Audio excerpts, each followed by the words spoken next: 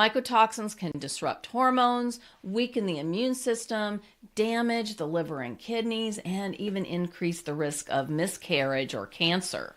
And the effects on mature women are even greater, especially those in menopause or postmenopausal. Exposure to mycotoxins can make menopausal symptoms worse and contribute to conditions like endometriosis or polycystic ovary syndrome, PCOS, due to their estrogenic effects.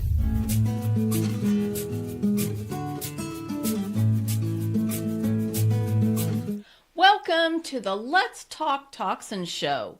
In this episode, I'm focusing on something that affects all of us, but often goes unnoticed: mycotoxins and their impact on women's health during midlife. These sneaky mold toxins are everywhere in our diet and environment and can cause a range of symptoms that can easily be mistaken for other health issues. If you're experiencing unexplained fatigue, brain fog, or hormonal imbalances, mycotoxins might be the culprit. Stick around because I'm sharing the hidden risks for women, how these toxins affect your nerves and brain, including your dopamine levels, along with practical detoxification methods that will support your body. And make sure you stay to the end, where I provide effective strategies to detox mycotoxins and answer questions about the effects of mold and mycotoxins from women just like you. And if you're new here, I'm Dr. Gayla Gorman, a licensed acupuncturist, naturopath, and author of What's Your Kryptonite?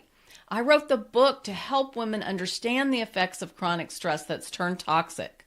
In the book, I share the MOLT method I developed to make it easy to shed stress, along with the accumulated toxicity, just like any other creature in nature that's outgrown its trappings. Many women find their way to me after trying everything to deal with their annoying symptoms. You may feel like you've learned more than you ever wanted to know about health and still aren't healthy. It's time for a different approach. Symptoms are directly related to stress, but stress isn't easy to master, and it isn't going away. If you're ready for a new approach that will lead to stress mastery, I highly recommend my Wellness Warriors membership. It's perfect for those who have a strong sense they're missing something important. That's the key to optimal wellness. In the membership, we apply the MOLT method I developed. MOLT is an acronym. M is for mindset, O is for order, L is for lifestyle, and T is for toxins. It's designed to help you shed stress, cruise through midlife symptom-free, and end issues like chronic fatigue, insomnia, and even weight gain. Join us and turn your knowledge into real change. You can learn more at drgayla.com/links. In this next segment, I share information from research studies related to toxicity. You can think of it as a toxin trend. The T in MOLT stands for toxins, as I mentioned a couple of minutes ago, and I can say with confidence that every symptom is caused by accumulated toxicity. I evaluate 12 categories of toxicity when I'm working with someone to unravel a health mystery. Our world is full of man-made substances that our bodies were not designed to deal with. Couple this toxicity with an overwhelming amount of toxic stressors the body was designed to manage, and it's no wonder women find themselves playing whack-a-mole with symptoms. So here's a report that's a great example of a toxin trend. It's from 2023, published on PubMed, and it made some interesting observations related to the rise in mycotoxin-related illness. So in the post, it indicated that rising temperatures and increased humidity due to climate change are creating more favorable conditions for fungi that produce mycotoxins. These toxins can contaminate crops like wheat, corn, and barley, leading to significant health risks for humans. Mycotoxins can disrupt hormones, weaken the immune system, damage the liver and kidneys, and even increase the risk of miscarriage or cancer. And the effects on mature women are even greater, especially those in menopause or postmenopausal. They may be more susceptible to the health impacts of mycotoxins due to the hormonal changes they've already experienced and potentially compromised immune systems from the accumulated stress that they are under.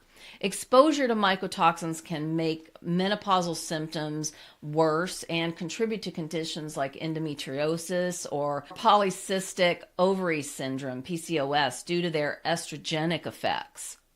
There are some regional variations, so, it isn't the same everywhere. As we know, humidity isn't the same everywhere. Climate change affects mycotoxin production differently depending on the region and, honestly, the level of humidity. Warmer temperatures can increase aflatoxin production in crops like maize, which is corn essentially, and ground nuts.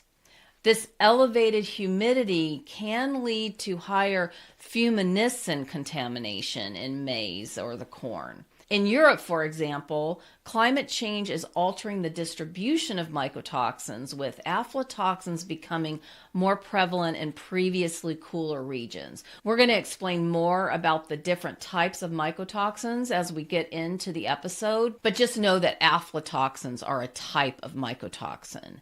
Some ways to reduce exposure: it's essential to adopt good agricultural practices. Most of us aren't out there tending to the crops ourselves, but those that do need to make sure they're using crop rotation and use more resistant varieties. And we want to be making sure that we're sourcing the foods that we eat from really high quality producers.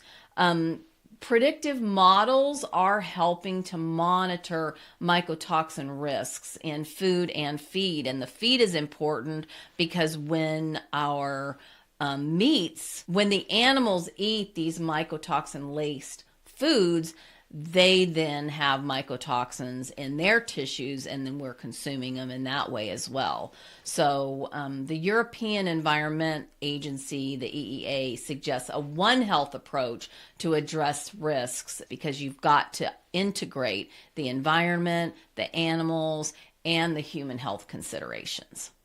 Chapter 12 in my book, What's Your Kryptonite, is dedicated to helping readers manage what I refer to as tricky toxins. Our bodies are bombarded with toxicity, so we have to learn to manage it.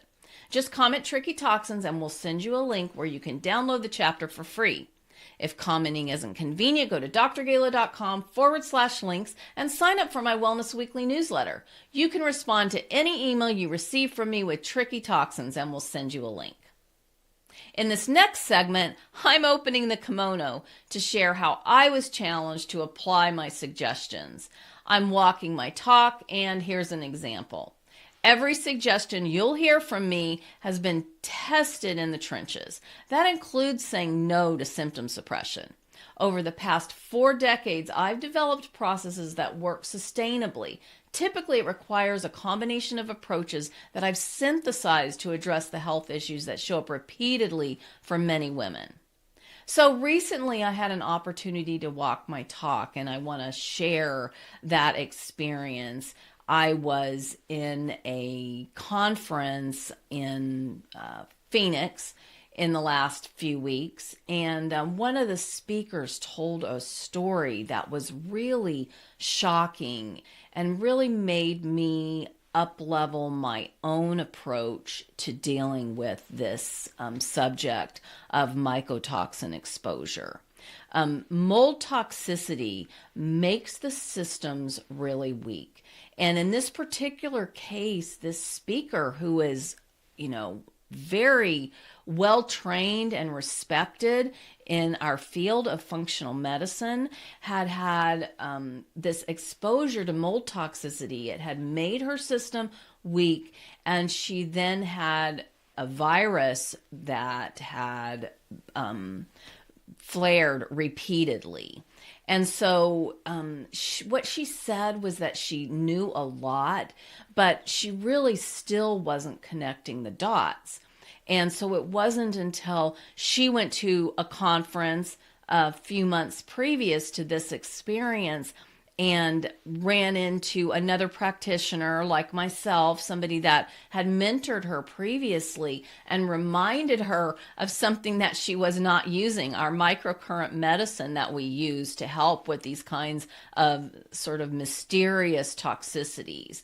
Some of the things that she learned from this experience that I learned as well are that families don't necessarily get sick initially, but even if they don't show signs initially, that doesn't mean it's not affecting them. What she's found now, a few years later, is that her son is struggling with immune system dysfunction. And really, she feels like if she would have mitigated the mold toxicity quicker, she would have maybe saved herself and her family, essentially the effects of toxic accumulation down the road. This toxin cocktail really is the biggest issue.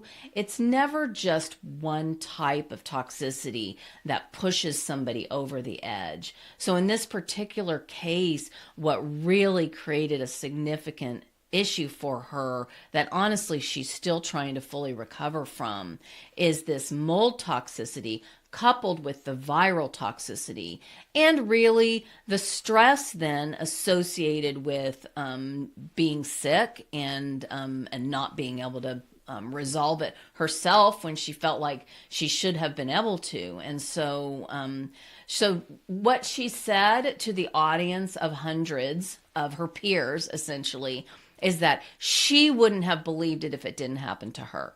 She would not have believed how bad it could be and how bad the effects of these toxins could be if she hadn't experienced it for herself. And so some of the things you can do is trust your intuition. When you're feeling like something's not right and something really seems to be escalating, or you have some kind of infection that just is not receding in a timely manner, make sure you look into some of these other types of toxicity that might be keeping your immune system on overdrive. Stress really is the trigger. One of my colleagues' mom was getting ready to go into cancer treatment for recently diagnosed breast cancer. And she was sharing with me that her mom was like the picture of health, and she ate really healthy and she exercised and she did all the right things.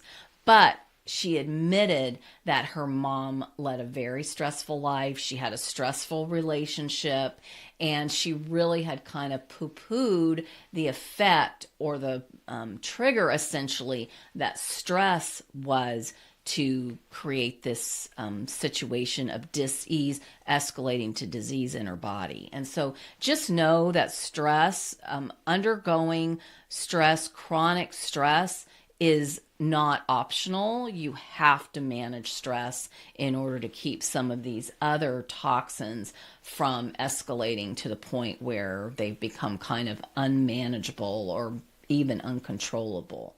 And also that if you hear a story about somebody else who's experiencing something like this, some mysterious health issue, please don't dismiss it.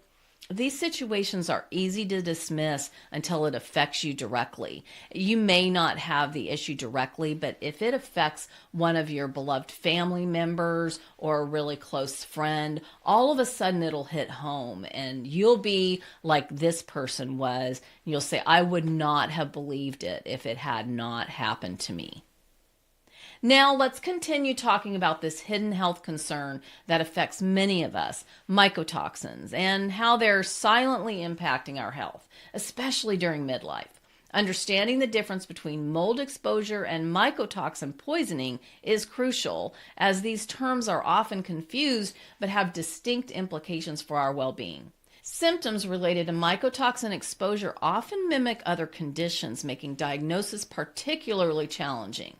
And while we can't completely eliminate exposure to these toxins in our food and environment, the good news is that we can take practical steps to reduce our risk. Let's explore what recent research tells us about mycotoxin risks for women, the effects of mold toxins in our diet, and how supporting our body's natural detoxification pathways can help maintain optimal health during midlife and beyond. So, as promised a moment ago, we're going to talk about the different types of mycotoxins. And the first we'll talk about here is aflatoxins. So, aflatoxins are potent carcinogens that can contaminate food products like grains and nuts. They create significant health risks, including liver damage and increased cancer risk. Aflatoxin exposure can amplify health issues during pregnancy and menopause due to its impact on liver function and immune response. Some detection methods range from traditional culture-based techniques. These typically use a petri dish to essentially sample the air from the environment, or to more advanced molecular and immunochemical approaches like the PCR and ELISA tests. Strategies to mitigate aflatoxin contamination include physical methods like steam treatment or chemical detoxification, which honestly would have you trading one toxin for another, so this would not be my recommended approach, or biological control using non-toxigenic strains, so that might be a better alternative if steam cleaning is not going to get the job done. You also want to make sure that whoever you're sourcing your food from promotes crop resistance. These are all crucial for ensuring food safety and reducing economic losses. And those economic losses are for the growers and for us individually, because mitigation is costly. The next I'll talk about here is Ochratoxin A. It's usually referred to as OTA or OTA. It's a toxin found in foods like coffee, wine, and dried fruits. It can harm your kidneys, increase cancer risk, and affect your brain, potentially contributing to diseases like Alzheimer's. OTA can also weaken your immune system, making you more susceptible to infections. It's known for its nephrotoxic, hepatotoxic, and carcinogenic properties. So nephrotoxic means toxic to the kidneys, hepatotoxic, toxic to the liver, and obviously carcinogenic properties. We know we want to avoid that. These produce significant health risks, including developmental and reproductive toxicity. In animal studies, OTA has been shown to cause congenital defects and reproductive issues. Of course, we haven't done the tests on the human reproductive health system because we really can't do these kind of studies on humans. So let's just trust it when the animals are having a problem that we would most likely have a problem with these kind of toxins as well. Exposure to OTA during pregnancy can lead to transfer across the placenta, potentially affecting fetal development. It's been detected in the human cord blood and breast milk, and this just highlights the need for minimizing exposure to this type of toxin. The next toxin I want to talk about is Zearalenone. It's a mycotoxin produced by Fusarium fungi, and it acts as an estrogenic compound that can disrupt hormonal balance, potentially affecting postmenopausal women by mimicking estrogen in the body. While specific studies on postmenopausal women are limited, ZEA, or the way this type of toxin is referred to, ZEA, because it's quite a mouthful. ZEA's estrogen-like effects could exacerbate conditions like endometriosis or PCOS. And if you have not picked up on this yet, you're seeing a repeated theme here that these mycotoxins really do disrupt hormonal balance. So this can influence menopausal symptoms due to its impact on estrogen receptors. The general toxicity of ZEA includes reproductive, hepatotoxic, and immunotoxic effects, which could be particularly concerning for older women with pre-existing health conditions or compromised immune systems. So here's another one. It's another mouthful. Deoxynivalenol. Let's just call it DON.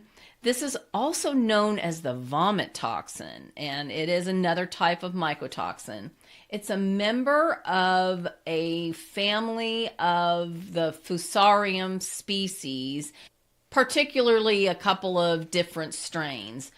Dawn is commonly found in grains like wheat, corn, and barley, and it can cause acute symptoms like nausea, vomiting, diarrhea, abdominal pain, headache, dizziness, and fever in humans and animals. So you might notice here that this one you might see the effects of the toxicity more in an outward fashion and maybe even sooner than you would see the effects of some of these other mycotoxins we've been talking about. Dawn is known for its heat stability and can persist in food products even after processing. And as I promised you, there's some new research related to mycotoxins from February of this year, 2025. A study in Norway and published on Frontiers in Public Health looked at how much mycotoxins waste workers are exposed to compared to people who don't work in waste management. The researchers collected urine samples from 33 waste workers and 19 people who didn't work in waste management to check for signs of mycotoxin exposure. The results showed that waste workers were exposed to several types of mycotoxins, including Dawn, found in 91% of workers, ODA, found in 33% of workers, and Zea, found in 17% of workers. And while the exposure levels for most mycotoxins were not considered a health risk, there were some concerns about ODA. This toxin might pose health risks, especially related to kidney damage and cancer, so they are investigating further. And remember what I said about the cocktail of toxins and how the combination is often what triggers a serious health issue. So before you just dismiss this and say, I'm not a waste worker, know that certainly these people are exposed to a lot more toxicity than the normal person, but that doesn't mean that in your world you can't accumulate a number of different types of toxicity that will end up creating an issue for you that is really challenging to unravel. Now let's talk about mold toxins, or these mycotoxins, and how they grow on food. These toxins can contaminate grains, nuts, fruits, and vegetables, and really pose health risks if ingested. Mycotoxins are known to cause a range of symptoms, from allergic reactions and respiratory issues to more severe conditions like liver damage and cancer, as we've already mentioned. These toxins are naturally occurring and can be found in a variety of food products, and so they pose significant health risks to humans and animals, and they're really hard to completely avoid. So remember the aflatoxins that we mentioned. Those are known for carcinogenic properties and the potential to cause liver damage. ODA, or the ochratoxins, are linked to kidney damage. Fuminescens, they cause liver and kidney damage and have been associated with esophageal cancer. And then there are other food contamination sources that are found just from molds like Aspergillus and Fusarium. And this can happen just during improper storage or handling. So even if it made it through the growing process, if it's improperly stored or handled, then it can develop these mycotoxins in the process. Animal products like meats, we mentioned this a moment ago. Mycotoxins can also be present in these products if the animals are consuming contaminated feed. And so this affects consumers like us indirectly. Besides food, exposure can happen through inhalation of mold spores in damp environments like water-damaged buildings, for example. So stick around, and in a few moments I'll share a tip for quickly checking to see if your environment is harboring these hidden toxins. Some of the less common sources of mycotoxins are spices and licorice. Mycotoxins are often overlooked sources of contamination in these unlikely and lesser used ingredients. And grape products, wine and grape juice can contain ODA, a mycotoxin that is produced by certain types of mold. And then, as I mentioned a moment ago, mycotoxins are inhaled from contaminated air and dust. We can't avoid them, so we have to learn to manage them, just like any other toxic stressor. Mycotoxins can cause a wide range of symptoms in adults, often mimicking other health conditions and making diagnosis challenging. Some common symptoms are respiratory issues, and this tends to happen from inhalation of mycotoxins. They really irritate the respiratory tract, can lead to symptoms like coughing, sneezing, shortness of breath. Mycotoxins can also disrupt gut health, causing inflammation and damage to the intestinal barrier. This can result in symptoms like abdominal pain, diarrhea, and nausea. Exposure to mycotoxins can also weaken the immune system, making people, especially women, more susceptible to infections and potentially exacerbating autoimmune diseases. If stress has already weakened the immune system, the person will be extremely vulnerable. This is what happened in the story I shared in the Walking My Talk segment with one of my colleagues, a functional medicine practitioner. Studies have shown a correlation in patients with complicated chronic fatigue syndrome, MECFS, suggesting a potential link between chronic mycotoxin exposure and the development of this condition. Mycotoxins can also cause neuropsychiatric symptoms, including mood disturbances, anxiety, and depression. Studies have shown that exposure to mycotoxins can trigger neurological symptoms, similar to what's seen in disorders like multiple sclerosis, and may even contribute to neurodegenerative diseases like ALS and Parkinson's disease due to their neurotoxic effects. Remember, you can get the Tricky Toxins chapter of my book, What's Your Kryptonite, for free. Just comment Tricky Toxins and we'll send you a link where you can download the chapter. If commenting isn't convenient, go to drgala.com/links and sign up for my Wellness Weekly newsletter. You can respond to any email you receive from me with Tricky Toxins and we'll send you a link.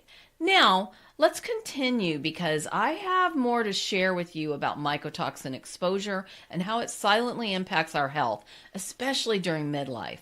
But here's the good news. Even small changes in our daily routines can significantly reduce our exposure to mycotoxins and support our body's natural detoxification mechanisms.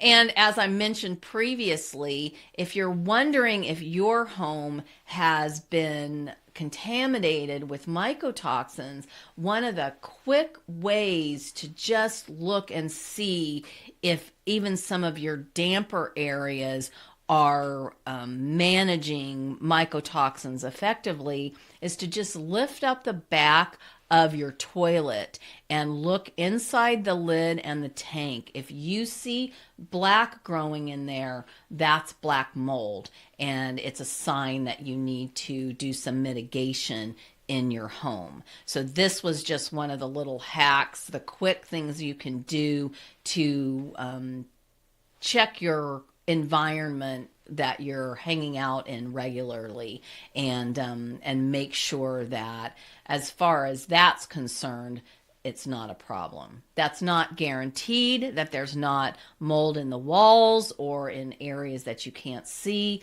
but typically when mold starts growing, it finds the water and the damper areas, and that's where it really proliferates. So the toilet is certainly one of those.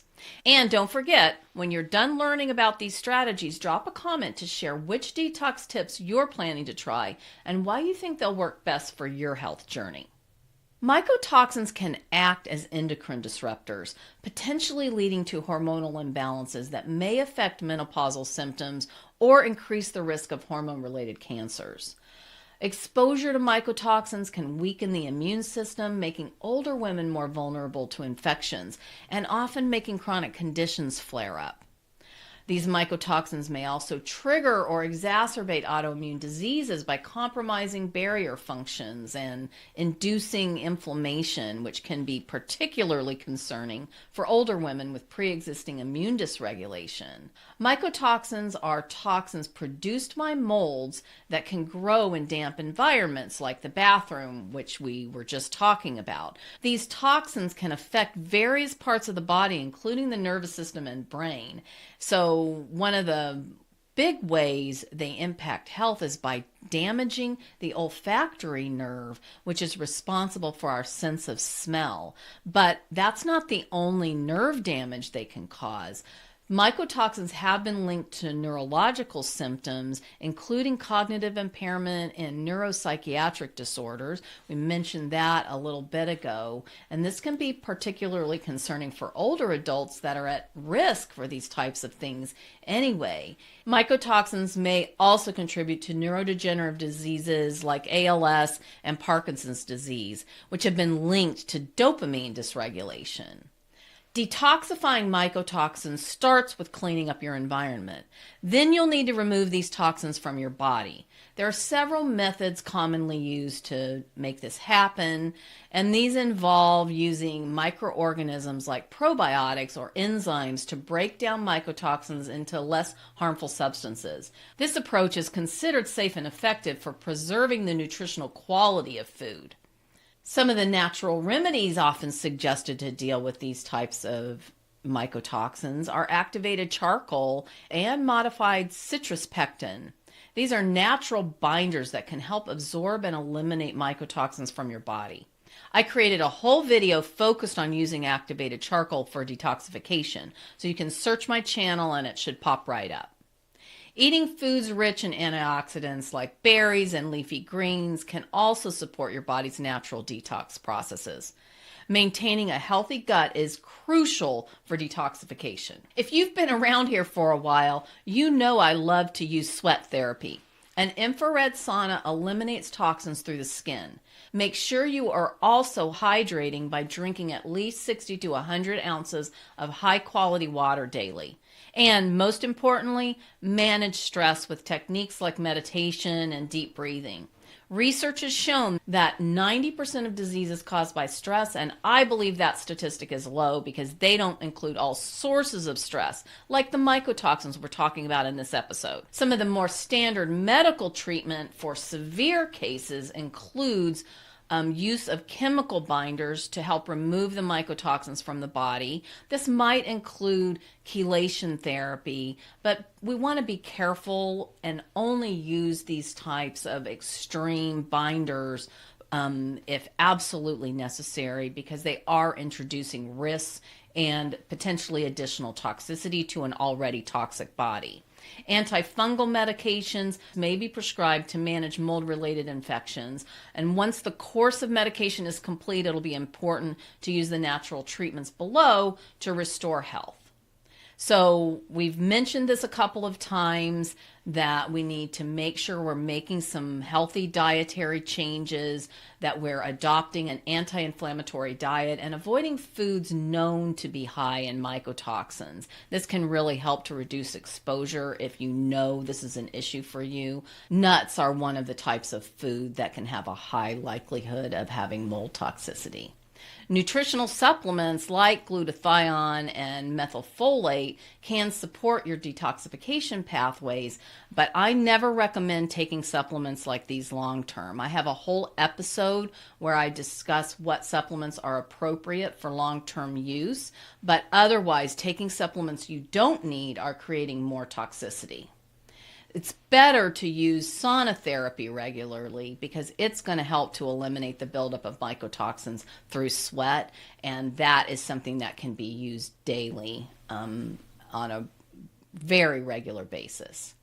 So some of the cautions and other recommendations are to store grains and nuts, as I mentioned a moment ago, in dry, well-ventilated areas, potentially in the refrigerator even, to prevent mold growth. Avoid moldy foods. You need to make sure you're discarding any food that's showing signs of mold to minimize ingesting these mycotoxins. And don't just cut the mold off of something like cheese. If mold is growing visibly, it's too far gone. Address mold growth in homes and workplaces to reduce airborne exposure. I gave you the little toilet tank trick a moment ago. This can be really costly to mitigate mold toxicity, but it really is not optional. The answers I give to questions I receive quite often apply to and would be helpful for most women. I've accumulated a few related questions and I'll answer them in this segment. I call it Ask Away. And if you'd like to ask a question, I created a form so that it's sure to get answered. And your question could be shared in a future episode, helping many other women. So comment question, and we'll get you a link to the form. If commenting isn't convenient, go to drgala.com/links and sign up for my Wellness Weekly newsletter. You can respond to any email you receive from me with question, and we'll send you a link. How can I protect myself from mycotoxin exposure in food? Well, you want to make sure that you are sourcing your food from high quality places. That tends to help some. And then when you open the package, you want to make sure that you're storing that food in a safe place like your refrigerator, for example. You want to discard any food that's showing signs of mold and make sure you're storing grains and nuts. Even though you might store them in a pantry, you may need to store them in your refrigerator if you're having difficulty finding a place in your home that's well ventilated and low humidity, essentially. Focus on fresh, well-stored foods to reduce exposure to contaminated grains and nuts. What are common symptoms of mycotoxin exposure in adults? Some of the most common symptoms are brain fog, headaches, fatigue, and even cognitive impairment. These are really common. Respiratory issues are also common. Inhalation can cause coughing, sneezing, even shortness of breath. And so one of the ways that we often inhale mold is through the vents in our home. And so you want to regularly have those cleaned and checked. And if you see any sign of black on your air vents, that is a significant cause for concern that needs to be checked immediately. It's a sign that you potentially have a black mold problem. There's also gastrointestinal problems that could occur. This includes abdominal pain, diarrhea, and nausea, and these occur due to gut inflammation. Can mycotoxins cause neurological disorders? Mycotoxins can cause demyelination, leading to conditions similar to multiple sclerosis.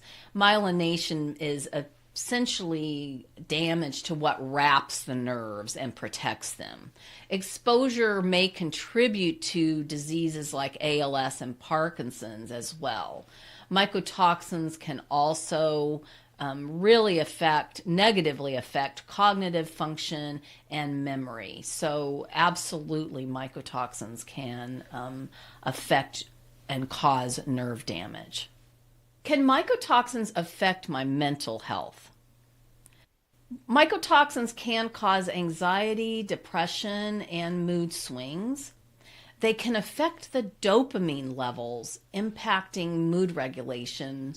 One of the ways this happens is that the mycotoxins essentially meet the receptors, and so the receptors are not open or signaling for your body to produce these things like dopamine naturally. And if your dopamine levels are impacted, that is going to really make you feel pretty bad. Dopamine is the happy brain chemical that essentially makes life worth living. And so if you really feel like you just feel sad and there's no reason for it, then this is one of those things that you might want to check.